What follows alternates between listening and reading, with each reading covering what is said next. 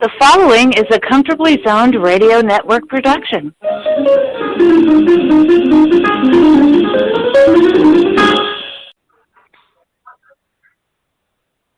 Yo, Philly, how yous doing?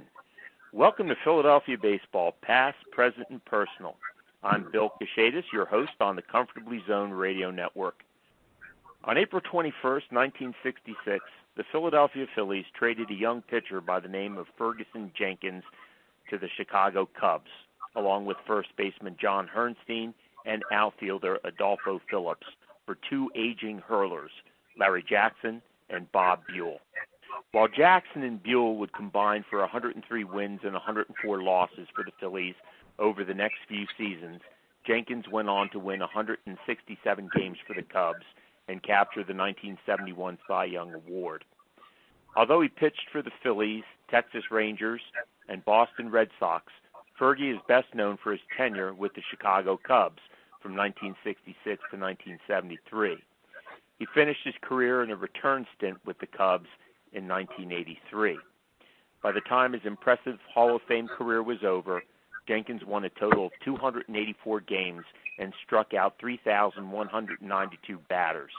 He is the only pitcher to have more than 3,000 strikeouts with less than 1,000 walks. In 1991, Jenkins became the first Canadian-born player to be inducted into the National Baseball Hall of Fame. Needless to say, trading Jenkins to the Cubs was the worst deal the Phillies ever made. Even worse than the 1982 trade that sent a promising infielder, Ryne Sandberg, along with veteran shortstop Larry Bowa to the Cubs for veteran shortstop Ivan DeJesus. The Jenkins trade was worse because the 66 Phillies needed pitching, and Jenkins could have helped them capture that elusive pennant. But Sandberg would not develop into an impact player until 1984 when the Phillies were in decline. On this podcast, we will visit with Fergie Jenkins to discuss his brief Phillies career, his trade to the Cubs, as well as his Hall of Fame career. Fergie is the author of two books, the recently published 1969 Cubs, Long Remembered, Not Forgotten, and Fergie, My Life from the Cubs to Cooperstown. Welcome to the podcast, Fergie. It's great to have you. Thanks, Bill. Good to be with you. Fergie, I have to ask you this question because of another one of my research and writing interests, and that is the Underground Railroad. You're the only Hall of Famer to be born in Canada. You were born and raised in Chatham, Ontario, and that caught my eye because I've researched and written on the Underground Railroad, and Chatham was a popular destination point for runaway slaves in antebellum America. Are you a descendant of a freedom seeker who escaped the southern United States on the Underground Railroad? Yeah, I think my mother's family, they were a Dutch descent. Last name was Van Duzen and Lucas. So when I look in the family Bible, those names are really prominent, saying that they were part of that Underground Railroad. Wow. Have you researched your genealogy? Not enough to find out, because the fact that one instance, my father's family said that they came from they were basically from the Barbados, and now I've got another conflicting situation saying no, the Jenkins family, they were part of the Underground Railroad also. Wow. Yes, as I think I mentioned to you, I just finished a book on William Still, who was the central figure on the eastern line of the Underground Railroad that went through Philadelphia. And if either one of your ancestors came from the southeast part of the country, most likely they passed through him. So I'll be interesting to do a little bit more digging on that subject. I want to talk a little bit about Gene Zayadora. He was the Philly scout who discovered and signed you. It's my understanding that he played in the Chicago Cubs farm system, and during your years in high school, he supposedly served as a coach and a mentor, and he had some pretty unique training drills, like making you chop wood to speed up your delivery and throwing a 3-pound hammer to develop your curveball. what what where did he get those? And did those drills actually help you? Well, I think in the long run, they probably did. I was a tall, lanky kid. I went into high school 6'3", 6'4", weighing 145, 150 pounds, really slim. He thought that by chopping wood would develop my shoulders. The 3-pound hammer was to develop my wrist for probably breaking pitches. I chopped wood for like almost 2 years. We didn't have a fireplace, but my dad got me some stumps from friends that would chop trees down, and I had a pretty good axe. I would chop wood maybe 4 or 5 times a week, trying to develop my shoulder muscles. Well, I'm wondering how that hammer developed your spin. I mean, the spin rate is a huge thing in pitching today, and my understanding, it's all that the wrist action. So probably the chopping wood together with the hammer developed the spin rate, which would be would explain a lot for those rather innovative drills. Well, we had a lot of different things that Gene, because of the fact that he was a professional ball player, I did a lot of sit-ups, developed my core. I did a lot of running.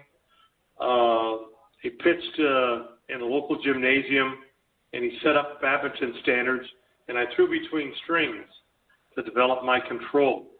Those were a lot of drills that Gene had, along with the chopping wood. And the 3-pound hammer, I really didn't throw it. I basically had my elbow on a pillow and bounced it into another pillow, which would develop my wrist action. And believe me, I think that really helped my slider, because I didn't snap a slider, I pulled it, and it was a cutting pitch. It developed into a pretty good pitch, and Cal McClish improved on it when I went to winter ball in 1964. Was it unusual for a scout to work with a prospect like that at that time? I mean, he was not your high school coach, was he? No. Gene DeJura taught at the collegiate high school, and I went to an all-boys CBS tech school. Jerry McCaffrey was an English teacher at the tech school, and he knew of Gene when Gene graduated from Windsor University. He got a hold of Gene, and he gave him the information. There's a young kid of color. He's 15 years old. You ought to come and take a look at this young man, because everybody in the area thinks potentially he's got an opportunity to become a professional athlete. Well, he sounds like he really was a teacher coach in addition to a scout, and you just don't see that type of thing anymore. I mean, I know today there are a lot of college coaches, not as many high school coaches, but college coaches who are also on the scouting staffs of many major league organizations. But for the time period, that sounded like it was pretty rare. Well, the biggest thing is Gene really took me under his wing, because of the fact that I tell people all the time, he was my mentor. He would tell me, this is what you got to try to do. You got to not experiment it, you have to do it. And to become a professional athlete, you got to be continuously doing all the right things, because the fact that you're going to be seen by a lot of different ball clubs. And the Phillies were the first team to work with me. I was scouted by the Tigers, Cleveland, Boston, Pittsburgh, and let me see, there was 6 teams looking at me, and the Cubs, the Chicago Cubs. But those area scouts and they'd come from Detroit, they'd come from Ohio, and they wanted to see me throw at the age of 15, 16 years old. And I was pretty successful winning ball games in the sandlots that I played in my hometown, Chatham, Ontario. Now, after signing with the Phillies in '62, you played for several of their farm teams. I mean, you were in Miami, Chattanooga, Buffalo. You played winter ball in Nicaragua. You also played AAA ball in Little Rock, Arkansas in 1964.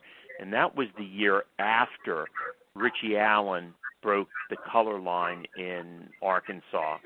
Now, Dick suffered overt discrimination both on and off the field. Was your experience playing at Little Rock as difficult as his was?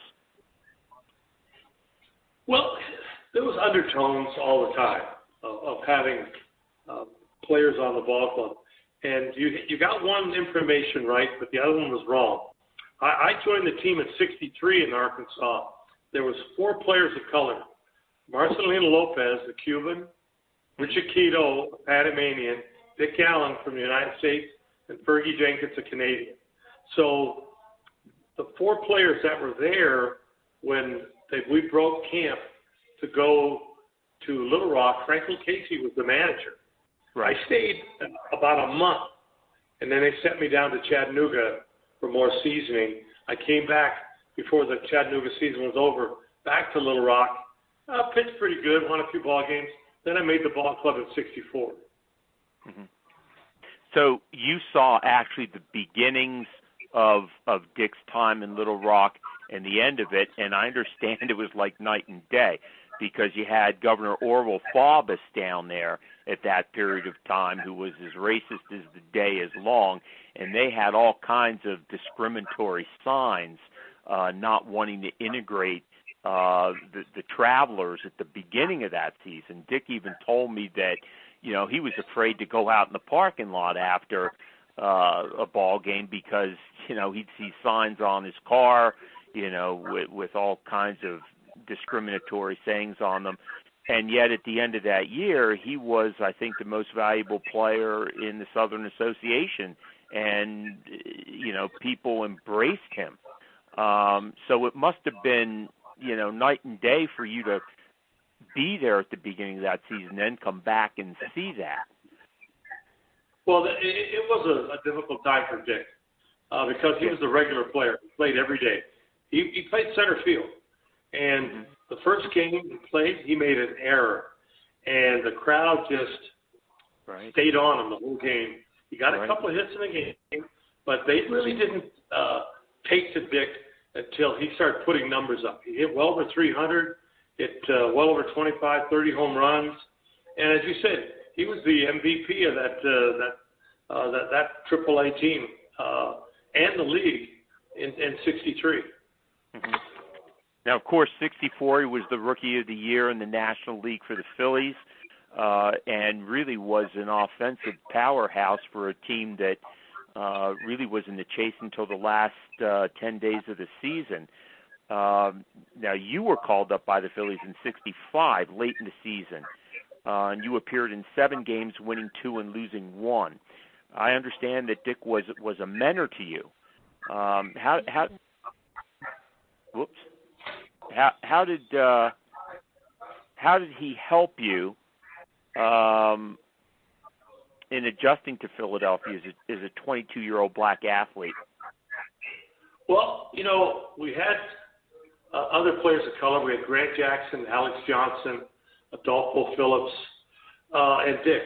And I think because of the fact that he was one of the first players to really, really put together one heck of a season, as you said, winning Rookie of the Year. He's mentioned it a few times when I've talked to Dick. If Gene Lock would have brought up some of the young pitchers, guys like Rick Wise, Gary Wagner, myself, and pitched them in that '64 campaign, I think the Phillies would have won that season. I believe you're right. No problem. Fergie, do you think Dick belongs in the Hall of Fame? Oh, definitely. He put up some fantastic numbers over his 15-year career. I do believe that the Veterans Committee should see him high on the list.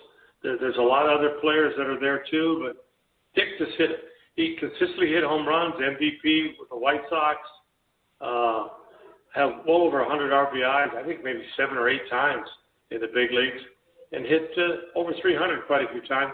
I'm not sure if he won any Gold Gloves at third or first, but he was a consistent player, played well over 100 games every season, and as I said, he hit well over 300 quite a few times.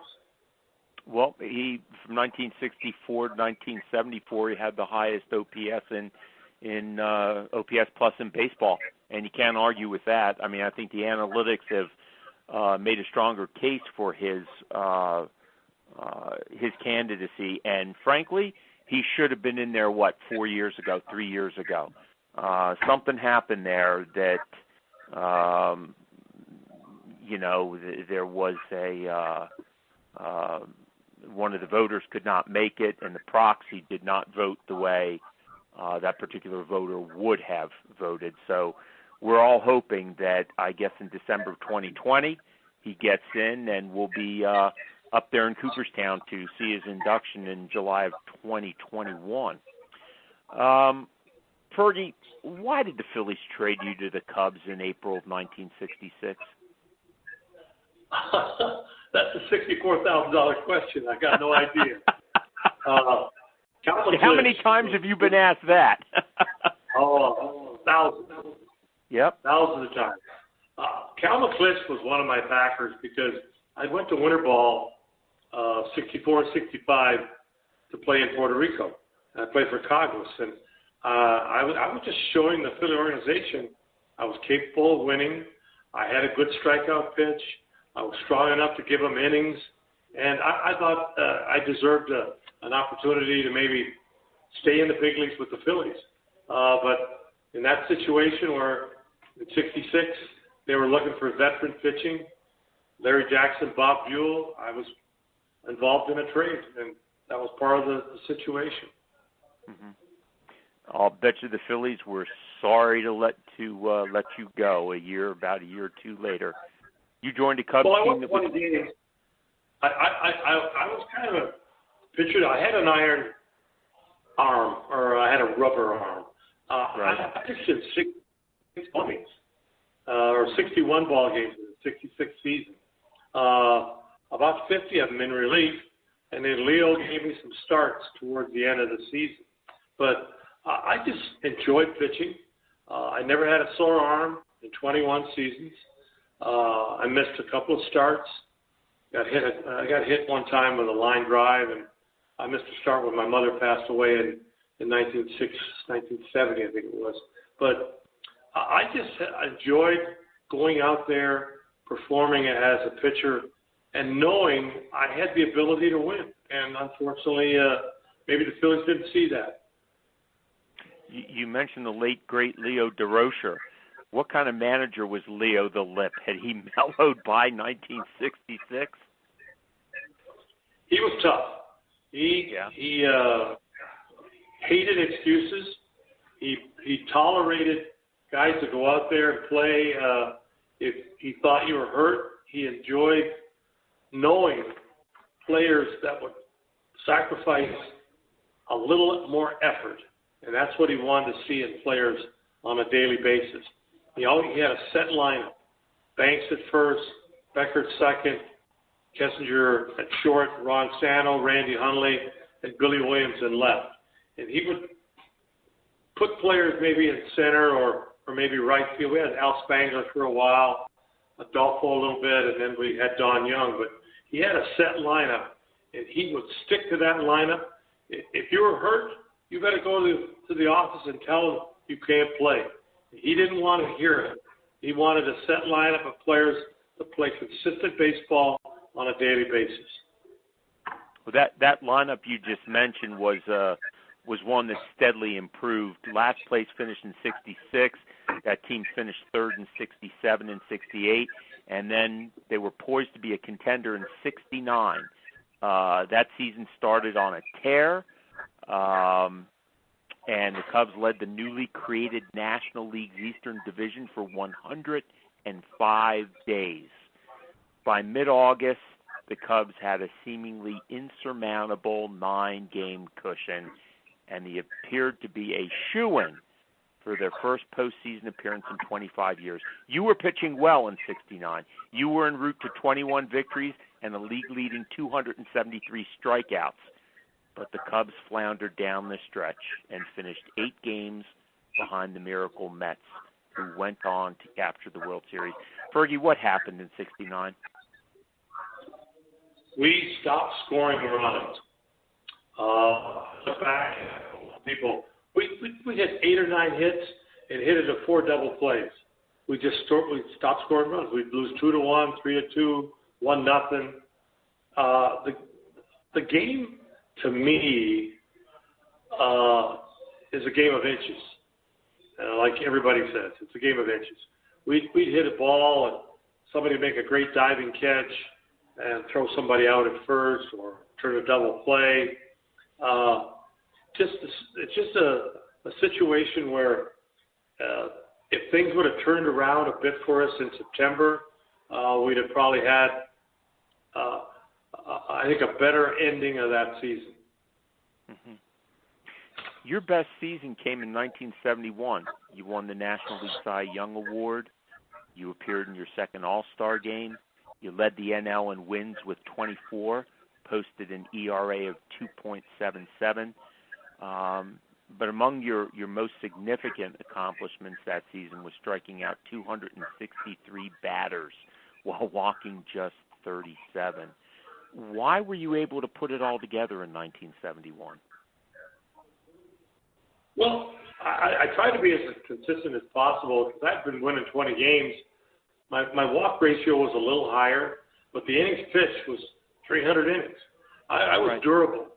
There were so many guys in that era, from Marichal, Gaylord Perry, Jim Bunning, Bob Gibson, myself, Seaver. We're always throwing 300 innings, and I tried to match that consistency on a yearly basis.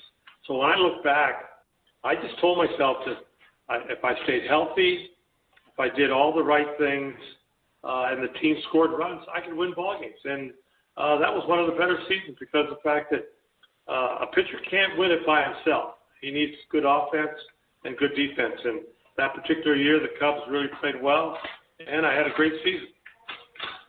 Yeah, another one of those durable pitchers in the National League was Steve Carlton. And in 1972, he succeeded you as the National League Cy Young Award winner with a remarkable 27-10 record. Won almost half the Phillies games that season. They were a last-place club. And it would be the first of 4 Cy Young Awards that Carlton won over the course of his career. I'm sure you must have had some pitching duels with him. What was it like pitching against Carlton? I think I've probably pitched against him quite a few times, along with like Seaver, Gibson. The number one pitcher a lot of times matched against the team you played against, the other number one pitcher. So I'm pretty sure we had a lot of opportunities to pitch against each other. He was tough. He gave up a lot of hits. He had a pretty good slider, good curveball, and he was always around the plate, and he always seemed to strike out a number of individuals, and he kept his ball club in the games by having low run scores. So he might win 2-1, 3-2, and that's the kind of pitcher he was because he just went out there and he was durable. Mm-hmm. Yeah, I often think what it would have been like to have a rotation from the early 70s into the mid 70s with you, Carlton, Lomborg, Larry Christensen. Rick Wise. Yeah, Wise was, that's right, Wise was around. I think that the Phillies would have been contenders a lot sooner than 1976, had that been the case. I and think in 72. So. Another great pitcher on that team was Art Mahaffey. And right. He had some outstanding seasons, along with Chris Short. I mean, if Gene Locke just didn't want to pitch certain people, I don't know what it was. He would see the lineup and he would pick the pitchers he wanted to pitch. and if your name wasn't on the list, you didn't pitch. Yeah, that was that was Mock. Mock was, in '64 he panicked. He pitched bunting and short on 2 days rest, and that did it. That did it.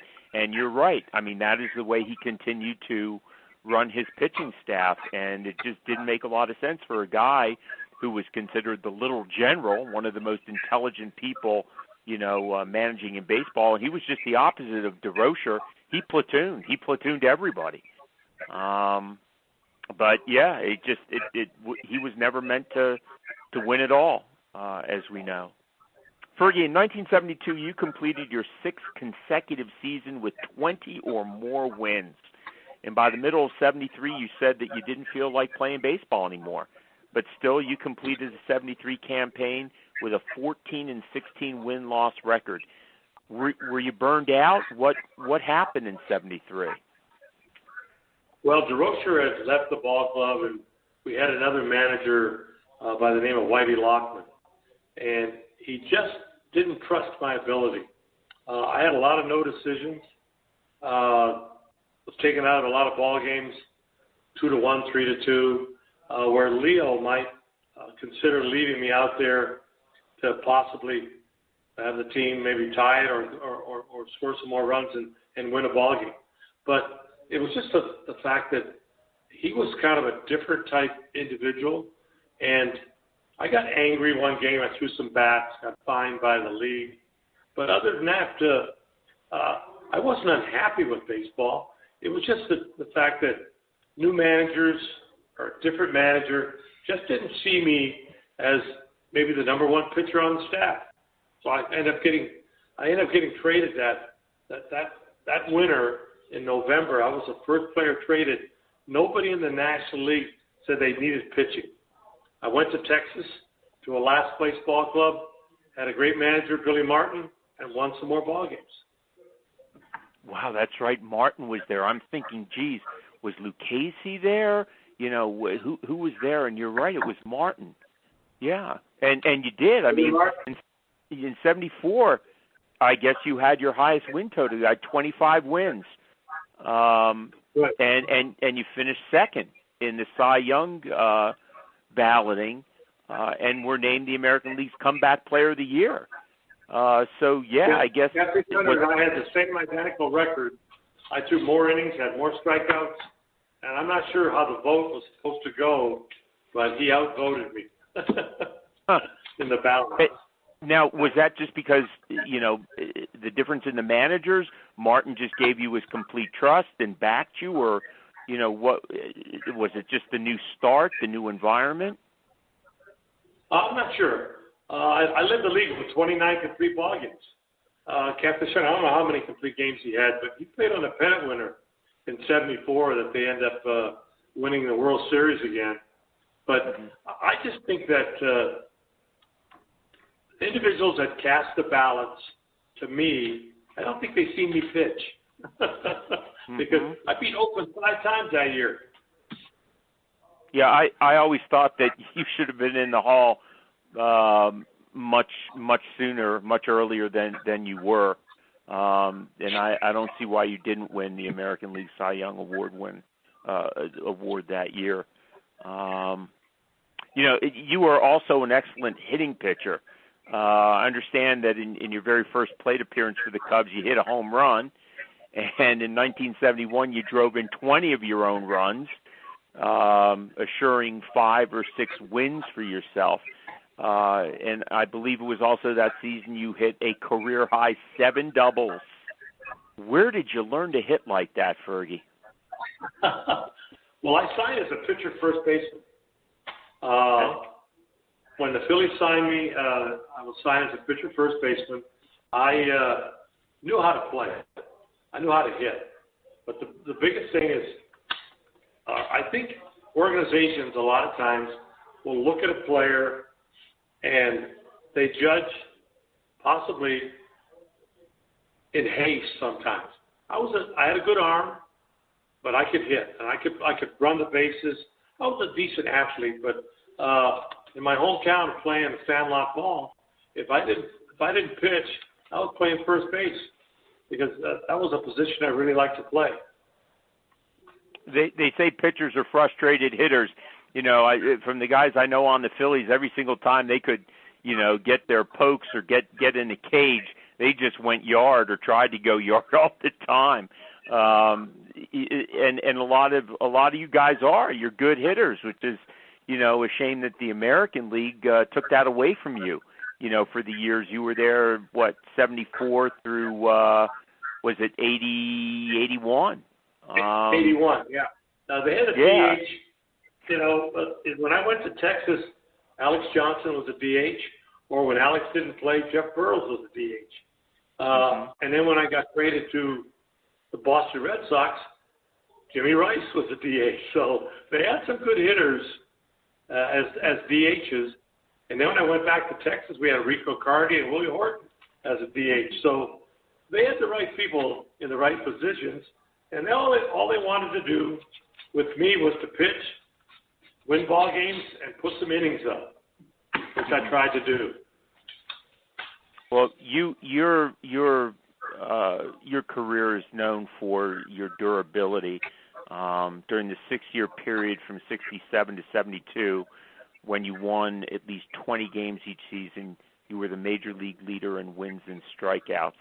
And you were also known to complete your games. Between 1967 and 75, you averaged 24 complete games a season. That's just something that is unheard of today. I would love to see what you in your prime would be like pitching today. Do you think you'd even have the opportunity the way pitching has changed? How do you think you'd fare in the MLB today? Well, I think management, they would take note that I was strong enough to complete ball games. I'd probably maybe pitch into the eighth inning, because a lot of times if you've got an outstanding relief pitcher or closer, he gets paid big money to close. So he would probably get the opportunity to close a lot of ball games, regardless of me going out there and winning 20 games. And I just think that management would look at that situation. I still put up a lot of innings, 7 or 8 innings every start. I think that would still work for me. Mm-hmm. Mm-hmm. Are you a fan of the analytics, the new metrics? Not really. I think it's blown out of proportion a little bit. I think some of these young men are capable of pitching longer in the game if you let them. Spin ratio, velocity. You don't have to throw 95 to 100 to get people out. I changed speeds a lot when I played, from an 82 mile an hour changeup to a 90 mile an hour fastball, or maybe a 85 mile an hour slider. But I just think that it's taken a lot out of the game. People are thinking too much about analytics and not letting the players play.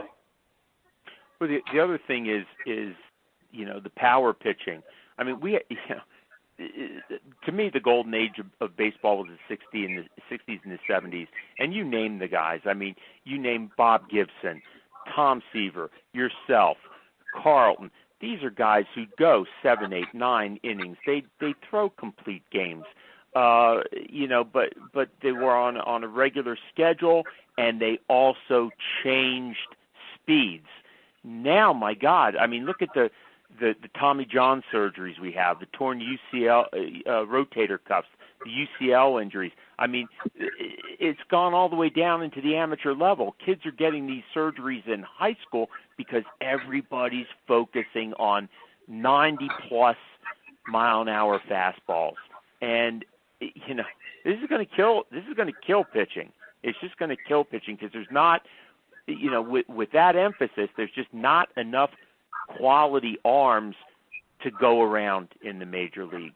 And I don't get it. I'd love to see all you guys come back and just reinvent the game. That'd be something to see. Guys like Marichal and Perry and Phil Necro, who throw a lot of innings, Jim Cott. I mean, there's so many guys that pitched never had arm problems. Never had, right. Because they threw all the time and they were durable. I named a few earlier, and I can name a ton more because of the fact that there were so many good athletes that played in that 60s and 70s era that you're never going to see again. Mm-hmm. Now, Fergie, are you still involved in baseball? I mean, I know you go back for the Hall of Fame, the annual Hall of Fame inductions. I know you're very active with the Cubs. What else are you involved in these days? Well, I still work for the ball club, the Cubs, and I do some work for the Hall of Fame from time to time. It all depends on if the Hall of Fame wants a player to make an appearance, say with a certain city. I do a lot of those appearances. A lot of times they'll get Wade Boggs or myself, or a lot of times Raleigh Fingers or Gaylord Perry, and it's nice to still be able to represent baseball in the Hall of Fame. We've been speaking with Fergie Jenkins, the Cubs Hall of Fame pitcher, who began his impressive baseball career with the Phillies in the early to mid-'60s. Fergie, thanks for being with us. It was a real pleasure. Well, I enjoyed talking about the game of baseball because for 21 years, I really enjoyed playing the game. It was a lot of fun.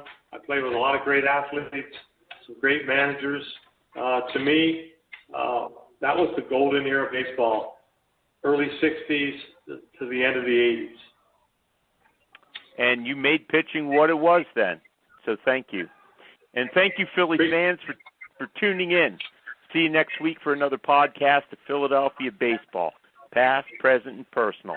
This is Bill Kashatus, rounding third and heading home on the Comfortably Zoned Radio Network. The proceeding has been a Comfortably Zoned Network production. You are advised to keep your dreams wet, your humor dry, your children and grandchildren out of military recruiting offices and off the laps of clerics who wear dresses. Thank you for listening, everyone. Happy trails.